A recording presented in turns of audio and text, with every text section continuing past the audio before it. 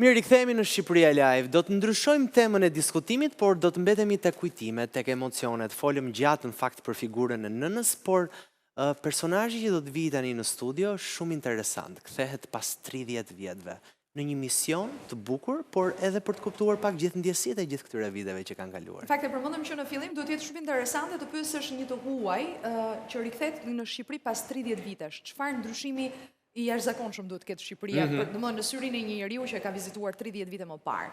Dhe është historia në fakt e një pastori, Bengt Vedelman, i cili sot është 59 vjeç, nga Suedia dhe ndodhet në studion ton. Mirë se erdhët, kënaqësi, welcome. Thank you very much. Bashkë me të natyrisht nuk mund mungonte pastori Akilpano, që na është bërë mik i Shqipëria Live. Mirë se erdhët. Pastori Vedelman, e thash mirë shqiptimin? Super mirë. Okej. Ka vizituar në punën e tij misionare, kjo është për publikun natyrisht, 60 kombe. Ka mbajtur mitingje publike dhe me audiencë mbi 100.000 persona. Ka takuar njerëz nga më të ndryshmit që nga ata të thjeshtët fare deri tek president republikash, kryeministra edhe udhëheqësit fetar të këtyre vendeve natyrisht që ka vizituar. Dhe në 1990-ën, kur Shqipëria në fakt ishte ende e mbyllur për lirinë e besimit, ai vjen për herë të parë në Shqipëri. Tani, pyetja që lind është si ka mundësi, domethënë dëshira e një 29 vjeçari për të ardhur në Shqipëri dhe për të vizituar Shqipërinë. It's very interesting how come a man of 29 years old to come and visit from Sweden to come and visit Albania. Why is that? When I was in the beginning of my life, 23, 24 years old, I attended a seminar where they were talking about different nations. Kur isha i ri, 23-24 vjeçar, mora pjesë në një konferencë, në një seminar, dhe aty flitej për kombe të ndryshme. And they were describing the different situations in the nations regarding Christianity, faith and atheism. Ata përshkruanin gjendjen e kombeve të ndryshme për sa i përket besimit dhe mosbesimit. And they had a top 10 list. Kishin 10 në listë 10 shtete të ndryshme. On the most difficult countries to come in and talk about God, talk about Christianity. Dhe këto shtete kualifikoheshin si të vështira për të hyrë në to dhe për të folur për Zotin. And number 1 on that list was Albania. Dhe në krye të listës ishte Shqipëria. So I decided Unë vendosa that I'm going to go in there. Që unë do të shkoj në Shqipëri. And I started to pray and I started to find different ways. Dhe fillova të lutesha dhe fillova të mendoja për mënyra të ndryshme se si mund të hyja në Shqipëri. And at that time the only way to come into Albania was to pretend you're a communist. Dhe në atë kohë e vetmja mënyrë se si mund të hyja në Shqipëri ishte të pretendoja që isha komunist. Dhe e bët këtë? Yes, I pretended I was a communist. Po, e bëra. Pretendova bëra sikur isha komunist. We find that really interesting, by the way. Shohim shumë interesante këtë skem. And I joined a special group of people that came here. U bashkova me një grup të veçantë njerëzish që erdhën në Shqipëri to study the successful communistic example of Albania. Për të studiuar shembullin e suksesshëm komunist në Shqipëri. And that's how I ended up here. Kështu unë përfundova në Shqipëri, kështu ishte vetmja mënyrë se si mund të hyja. Shumë interesante. Domethënë ishim vendi më i vështirë në botë, në 10-shen pra në 10 vendet më të vështira në botë për të folur për Zotin. Edhe nuk mund vinte si pastor, nuk mund vinte si drejtues i krishterë apo si misionar, por duhet vinte nën covering e një tash quhet komunist për nga Partia Komuniste për ta Shqipëri. Po mund t'ju pyes diçka se me thënë të drejtën më ngacmoi kjo, dhe do doja një përgjigje të sinqertë Flori që se e kuptoj më një herë. Natyrisht ju jeni pastor, edhe shpërndani fjalën e Zotit Perëndis, i cili thot mos gënje, e megjithatë ju gënyet. Justifikonte qëllimin e vizitës tuaj kjo? So I was pretty intrigued by what you said, and you are a pastor. You say God's word. Not to lie. Not to lie. And God say not to lie, but you instead you lied. Yes, I took on a role. Unë thjesht pretendova. And I believe that in certain situations isha në rol. You're allowed to do that. Edhe në një situatë të tillë të vështirë nuk isha opsion tjetër. Now we can talk about that later if you want to. Mund të flasim, ta diskutojmë këtë çështje më vonë nëse dëshiron. The main thing for me por gjëja kryesore për mua was to visit this nation. Është ta vizitoja këtë komb. And to be able to share dhe të kisha mundësi të ndaja me njerëzit e këtij vendi dashurinë e Perëndisë që kisha përjetuar në jetën time. Dhe më thënë, dashuria e Perëndis justifikonte edhe gënjeshtrën në këtë rast. The mission was bigger than the lie, always. Na tregoni pak si ishte Shqipëria që pat, që gjetët. Duhet të ketë qenë shumë interesante në syrin tuaj. Can you tell us about the Albania you saw back then? Yeah. Well, my lie lasted for 10 minutes. Gënjeshtra ime zgjati vetëm për 10 minuta. Because when I came into the border of Albania, there came two guys. Kur arrita në kufirin shqiptar, erdhën dy shoqërus. Sigurimi i shtetit. One man. Okay. Një burr edhe një grua. They started to tell us how fantastic the country is. dhe ata filluan na tregonin se sa fantastike ishte Shqipëria. And we all were looking out from the windows and what we saw was not fantastic. Dhe ne po shikonim nga dritarja e makinës dhe çfarë pam nuk ishte fantastike për syt tan. It looked terrible. Duke e tmerrshme. They had no cars, people were dressed with the same clothes, there were no street lights. It was pa makina, pa njerëzit kishin të njëjtat veshje, njerëzit dukeshin të varfër, situata duke je vështirë. And then the male tour guide said like this is the example, this is the consequence of our fantastic political development. Dhe burri që na shoqëronte tha, ky është shembulli ideal i komunizmit dhe situatës politike në Shqipëri. How in 1967 took out all religion from a country. Në 1967 besimi u ndalua në Shqipëri. That I couldn't be quiet anymore. Dhe unë nuk mund të rija i heshtur më. So my communist mask disappeared. Kështu që maska ime komuniste ra. So I said to them, Dhe u thash, you are all deceived. Jeni të mashtruar. Look outside, you see it's nothing here. Shikoni përjashta, nuk ka asnjë gjë për të qenë krenar. And you say that religion make people sad, destroy people. Ju thoni që besimi i trishton njerëzit, i shkatron. And then I started to tell them about my experience. Por në fakt unë fillova të tregoja për eksperiencën time në çështjen e besimit. And they get very nervous. Filluan të nervozoheshin. But at the lunch break, dhe në kohën e pushimit të drekës, the woman guide come to me. Gruaja vjen tek unë. And she whisper in my ear. Dhe më përshpëriti në vesh. What you said to us. Çfarë na the më parë? Me and my friends are very eager to hear.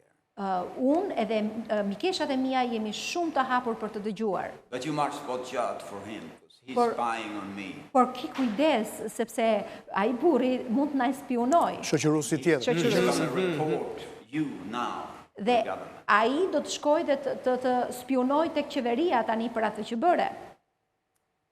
That was my first experience. Kjo ishte eksperienca ime e parë në Shqipëri. Were you scared when you told them that all this is a lie? No. A ishit i friksuar kur i thatë që kjo nuk është scared. No. Until that time I had been to many nations. Nuk kisha frikë, sepse deri atëherë unë kisha udhëtuar në për shumë kombe të tjera. I even been to prison. Kam qenë edhe në burg. Short time. Në kohë të shkurtër. Because I speak what I believe. Sepse unë flas për atë që besoj. So I was not afraid of it. Nuk kisha frikë. But when we came to Tirana, the capital, po kur erdhëm në Tiranë, where we are now, tani jemi në Tiranë, I succeeded to escape away from the tour guide. Unë ja dola që ta shmangja tour guide-in. And I was walking alone here on the streets. Dhe isha duke ecur në rrugët e Tiranës vetëm. And I was thinking I must talk to someone in English. Dhe po mendoja që duhet të gjej dikë që të flas me të në anglisht. So I walk into the old Hotel Tirana. Shkova tek Hotel Tirana. And there's a nice girl standing there at the reception. Ishte një vajzë e këndshme atje që qëndronte te recepcioni. So I think of course she knows English. Dhe mendova që patjetër që kjo duhet të di anglisht, sepse është recepcioniste. So I asked her, dhe pyeta, do you know about Jesus? I thash, a di për Jezusin? A ke dëgjuar për Jezusin? And she looked at me, excuse me, what was his name? Më pa dhe më tha, më fal, çfarë ishte, si quhej? I said, Jesus Christ of Nazareth. I thash, Jezus Krishti nga Nazareti. Have you ever heard about him? A ke dëgjuar ndonjëherë për të? And to my surprise, dhe për çudinë time, she started looking in a book. Ajo filloi të shikonte tek Later, tek libri ku kishte regjistruar të gjithë klientët. This is true. Është e vërtet. She looks at me a bit disappointed. Më shikon pak e zhgënjur And she says, I'm sorry, sir. dhe më thot, më vjen keq zotri. Jesus is not living in this hotel. Jezusi nuk jeton në këtë hotel. And then I understood Atëherë unë e kuptova that there is no knowledge që nuk ka njohuri about Jesus, about God për Perëndin dhe për Krishtin në këtë komb, in this nation. në këtë komb.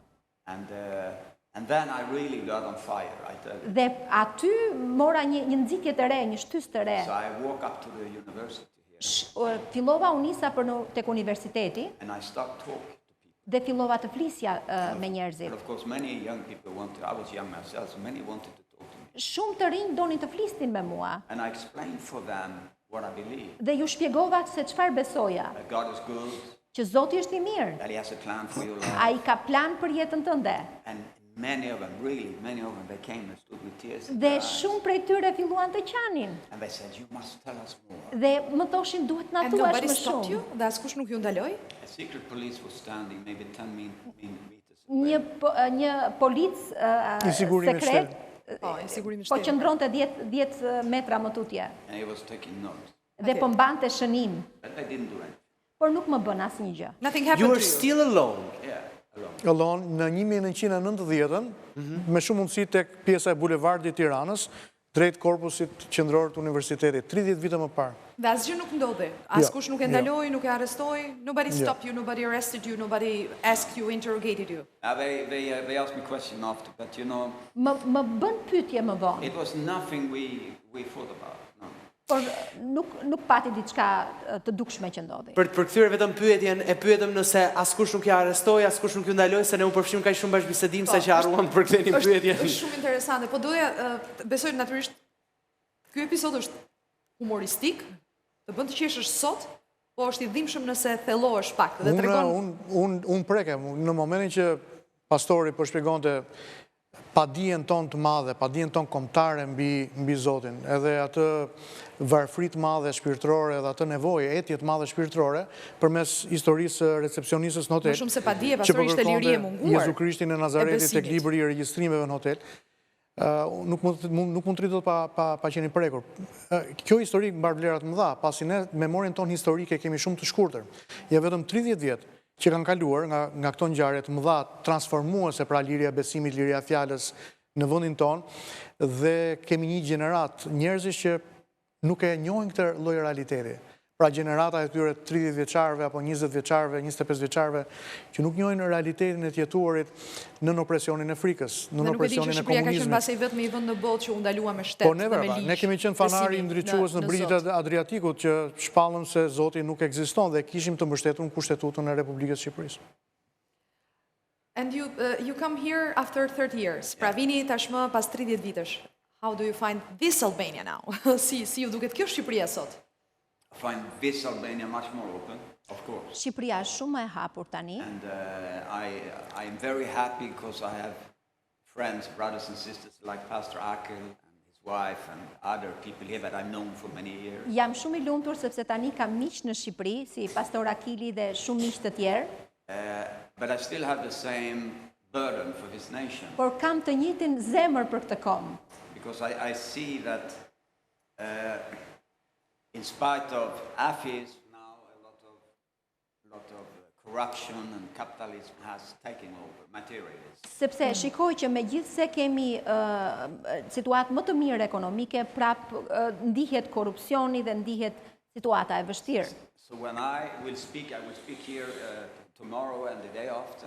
Do flas nesër në konferencë dhe pas nesër. I will speak the same thing I did 30 years ago. Do të flas të njëjtat gjëra që fola 30 vjet më parë. Because I still believe it's true. Sepse unë sërish të besoj që ato gjëra që kam ndarë nga fillimi qëndrojnë të vërteta. Që Zoti e do Shqipërinë. And he has a fantastic plan for this nation. Dhe ai ka një plan të mrekullueshëm për Shqipërinë, për këtë kombë. Dhe për çdo njeri që jeton këtu. I want to give hope. Dhe dua të jap shpresë to the younger generation. Për brezit të ri. What they are looking for is not in Germany, it's not in Sweden, it's not in America. Çfarë ata kërkojnë nuk gjendet në Gjermani, në Suedi, në Amerikë. Por mund ta gjejnë në Shqipëri. And together they can create a good future. Dhe së bashku mund të krijojnë një të ardhme të mirë. Vetëm se pastor më fal, por kjo tregon Kjo është shumë zhgënjyese, nëse ka ardhur dhe do të thotë të njëjtat fjalë që do të kishte nevojë të thoshte 30 vite më parë, kjo tregon për një tjetër varfëri shpirtërore që po përjetojnë shqiptarët tani. Absolutisht, po ne jetojmë në modernitetin e akullt, i cili në fakt e lë njeriu në një boshatisje të madhe. Dhe në këtë boshatisje ne pa e kuptuar jemi kontingjent i kësaj klase njerëzish, të kësaj epoke që priren të udhtojnë nga njëri stacion i tragjedisë në stacionin tjetër të tragjedisë. Pra, në qoftë se po themi përmbysja e madhe, 90-91 në Shqipëri, stacioni i dytë ishte 97, pra një drama dhe një tragedi e madhe për vendin tonë. Atëherë kemi tragjedi që pasoj njëra tjetër, kemi një boshatisje të madhe përsa i takon shpresës, nuk ka shpresë, njerëzit largohen nga vendi duke shpresuar që jetën e tyre do ta ndërtojnë diku tjetër, por në fakt mesazhi i Ungjillit Jezu Krishtit nuk ndryshon, është i njëjti, pra kjo është e njëjta histori. Është historia që Shënpali 2000 vjet më parë e predikoi në brigjet e Ilirisë kur ai erdhi në vendin tonë. Zoti nuk ndryshon, dashuria e tij nuk ndryshon, njerëzit, kulturat, epoka evolojnë, por në thelb njeriu mbetet po i njëjtë. Njeriu priret kërkoj lumturinë, por do të vijojë në udhimet e tij zhgënjyese derisa të mri të rrok, pra të përqafoj mesazhin e Ungjillit të Krishtit, dashurinë e Perëndisë. Është dikush, pra realiteti i padukshëm i Zotit, i cili i drejtohet njeriut me këtë mesazh. Zoti e do njeriu dhe dëshiron të hyjë në botën e tij. Pastor, faleminderit shumë. Ishte histori shumë interesante e pastorit suedez, edhe vjen keq vetëm për një gjë që duhet na vi një huaj dhe të na e thotë që në fakt ardhmen e kemi këtu, domethënë. Pavarësisht se mesazhi është i bukur. Thank you very much. It was a pleasure. Faleminderit shumë. Ishte kënaqësi. Thank you for coming.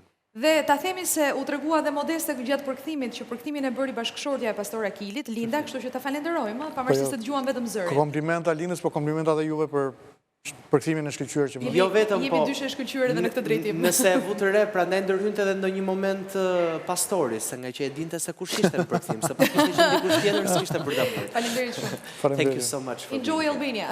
Thank you. Ne do të shkojmë publicitet apo jo? Po, do të shkojmë publicitet i kthehemi pas pak. Jo, kemi ende disa minuta të mira.